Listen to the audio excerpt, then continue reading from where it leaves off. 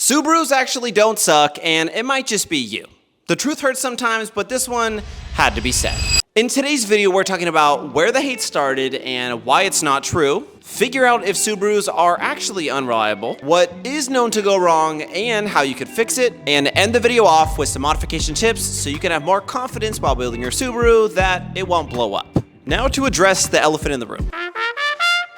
The head gasket issue that Subarus are known for. I say that in quotations because the truth is the head gasket failure actually started from the 2.5 liter naturally aspirated version of this. This is the EJ255, a WRX engine, a turbo engine, never had this issue. They came with MLS gaskets like multi-layer steel gaskets, which never had an issue, never were prone to issues. It was only the 2.5 liter non-turbo. That's where the issue stemmed from. And then the joke went across everywhere. I said Subarus are just blowing head gaskets left and right. It's not true. I've never blown one. Don't ask where I got this. Okay, the truth is why I even have this, because someone's gonna make that joke. I have Cosworth head gaskets. I upgraded to that. This came with my Cometic kit, and I just use this as a prop now. I've joked about it too, but the joke literally stems from the non-turbo version. Turbo ones, they don't have that problem. Anyway, moving on. The real problem is probably you. It's kind of a joke, but it's kind of not. If you know someone, or if you personally have had a problem with a head gasket issue on a turbo model, which I say don't have problems, it might be a you problem, meaning taking care of it properly, right? And we'll get into that later, but keep in mind, it might be a you problem. This is a boxer engine, obviously. It's different, and that's why we like them. But because they are different, it's gonna take a little bit different care to make them 100%. One of the biggest reasons that Subaru went to a boxer style engine is because the low center of gravity. You just can't mimic it. All the weight is down low, keeping this thing balanced, making it feel pretty substantial in the turns. It's a good thing. Of course, there's gonna be downsides to having a boxer engine, like serviceability of certain things. Spark plugs are kind of difficult. If you're new to them, you gotta have a couple little tools, little maybe 15-degree little angle of an extension, all this kinds of stuff, but you get used to it. Spark plugs is honestly no big deal now. Valve cover gaskets, a little bit harder. Everything's just on the side. And the other thing is when you compare just to a normal 4-cylinder that's in line, if you think about this, it's almost like having a V6. There's two of everything. Because there's two banks, that means there's gonna be two intake cams, two exhaust cams. It's just two of everything. 2 cylinder heads, 4-cylinder. It's pretty rare, so technically there is more parts to go wrong, but they're pretty dang reliable. Now, of course, I obviously love Subarus, and I'm gonna defend them till I go out. But let's be honest here, there is some problems that they do have, which I'll address now. When I was building on my Subaru, this was like the first thing that I came across, right? And that's one of the good things about having an engine around for so long, right? People may complain that the EJ's been around forever, but with that, there's so much research and development and aftermarket parts to make it more reliable and address the issues that every engine probably comes to.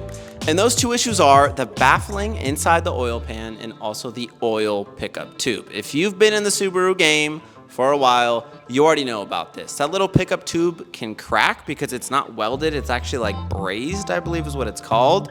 And if that thing cracks, it can pull up some air and, well, there goes your engine. It's such a simple thing to replace, and it's not really even that expensive. It does take some time to get it done right. But those two things can seriously save your engine. Instead of freaking putting on a new turbo, you've got to address the basics and have a super solid foundation, just like with anything. Before you build on top of it, you install the new turbo, the injectors, the intake. If you don't address the little things that need to be addressed on EJ engines, of course you're gonna run into problems. Now, if you don't know what baffling even is and why you would actually need it, if you just have a daily Subaru, might not be that big of a deal. It's once you take the Subaru to the track is where the baffling is gonna come super into hand. When you're on the track, your car is gonna see a bunch of G's, right? If you're going super fast, you're freaking hooning, or even in the mountains. And what's gonna happen to your oil inside the oil pan, it's gonna be sloshing around left and right.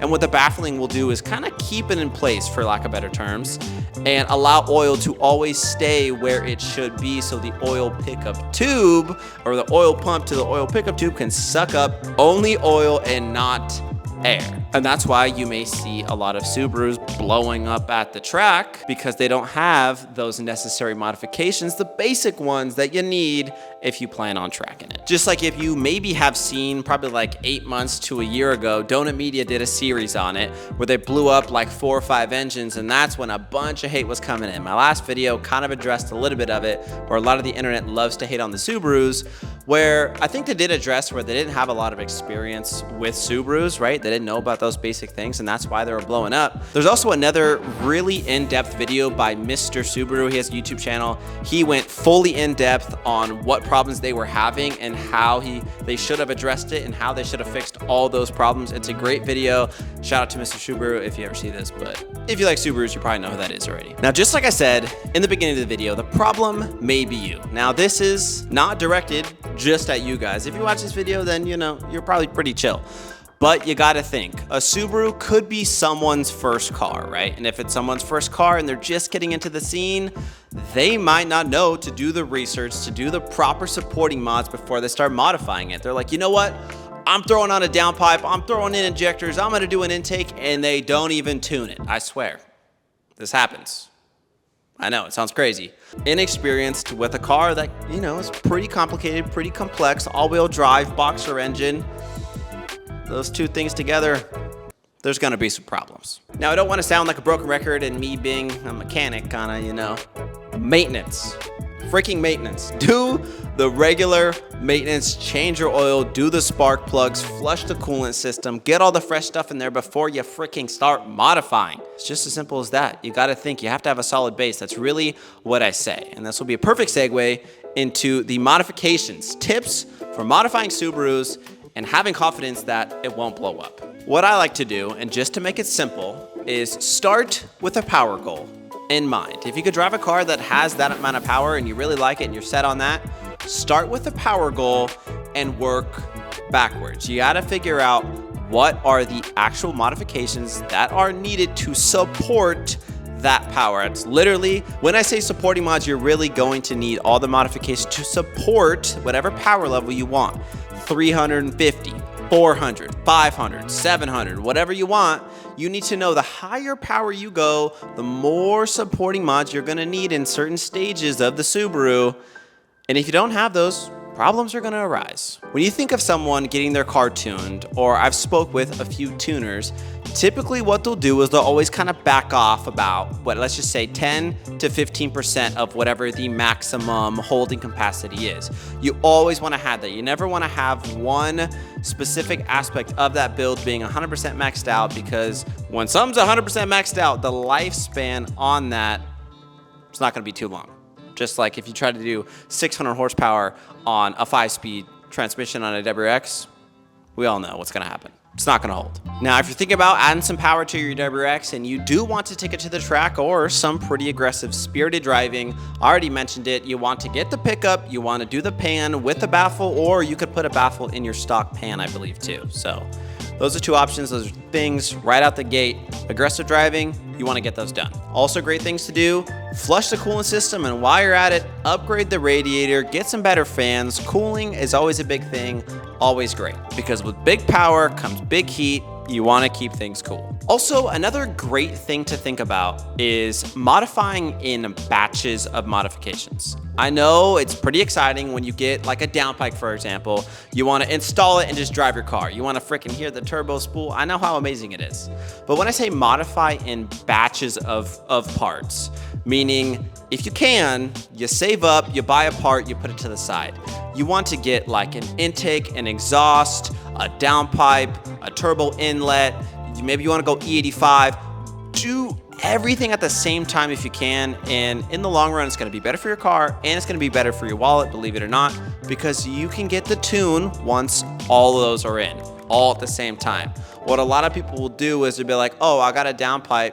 I think it will be fine if I just drive it without the tune. I'll wait for the intake. If you're going to be changing major components without tuning the car properly, it's not going to be a good time. Now, as you can tell, I am super passionate about this subject. I got to defend the Subaru gang as long as I'm here and as long as I'm making videos. So I hope you guys enjoyed this one. I want to hear all your guys' experiences with your personal Subaru. Tell me if you had reliability issues, or tell me if you had some problems when you were modifying your car, or it did something I say kind of spark your interest. I want to hear it all. I want to hear the experiences. I want to hear if your car blew up, what happened? Was it your fault or was it the car's fault? I don't know. Like I said, I could be going crazy, but I'm going to say it. Subarus are reliable.